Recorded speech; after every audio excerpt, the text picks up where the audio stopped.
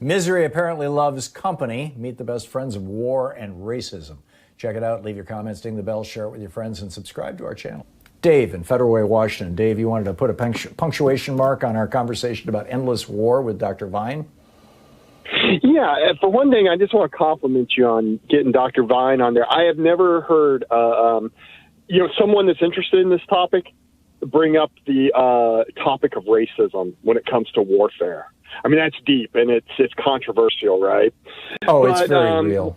It's very real. I mean, during Vietnam, it was all there were all those words. I'm not going to say any of them on the air, but all those words to describe Vietnamese in Afghanistan and Iraq. It's raghead and other slurs that I'd rather not say on the air. I remember my dad, who straight out of high school joined the Army to go fight in World War II. And to his dying days, he referred to Japanese as Japs and Germans as Krauts, which are not quite as racist as a lot of the other phrases that were used. But, I mean, this is just... anyway, back to you, Dave. Sorry. That's okay. Well, the necessity, most people assume that it's a necessity to dehumanize your enemy in order to do your job, because part of your job is killing, So and they think that's a necessity to dehumanize, but it's not really. But that's not the reason why I called. I have put a lot of thought into this. All right. My 25 years of military service. I mean, I became very disenchanted under George W. Bush administration because I noticed these wars were getting, there's so much incentive to do war. I mean, there's so much monetary incentive, and our economy has been slowly and rigorously just declining. And so here's what you can't really be anti-war. Like, God bless you, Tom, you were anti-war. You can't really be like that anymore because, like in your face with the anti-war message. Because, number one, like I said, the incentive. And then number two is, you're going to seem weak. That's how they're going to portray it, like they're doing with the defund the police movement. It's all weakness. And we don't want to make America weak. But here's the thing. I think everyone will buy off on this. What we have to do is we have to get rid of the redundancy. Like, for instance, we have a CIA and a DIA. Both of those things are redundant. And the reason why they're redundant is because there's such a monetary incentive. And then we need to shift things back from the free market, contractor realm back into the military. Like, for instance, there's no reason why the Army, the Navy, the Air Force, and the Marines couldn't have a barber. You can have barbers. I mean, they used to years ago. Now, the problem with that, the problem with that is it's going to seem, they're going to say socialism, socialism, socialism. But look, Tom, you always say it so correctly. The most socialist organization in the United States is the military. And, it goes all the way back to the only, single-payer plan we had was Champus with health care, and it worked great. Contractors. Oh, George Washington put one into place. George Washington ordered the vaccination of everybody in the American military during the Revolutionary War. And then once he became president, they created the first single-payer health care system for sailors, including civilian sailors, merchant marines. I mean, it's like, so there's a history here. Dave, I got to tell you, just a real quick story. Back in the 80s, when Lamar Waldron and I were working on these two books on the Kennedy assassination that we published, Legacy of Secrecy is the main one.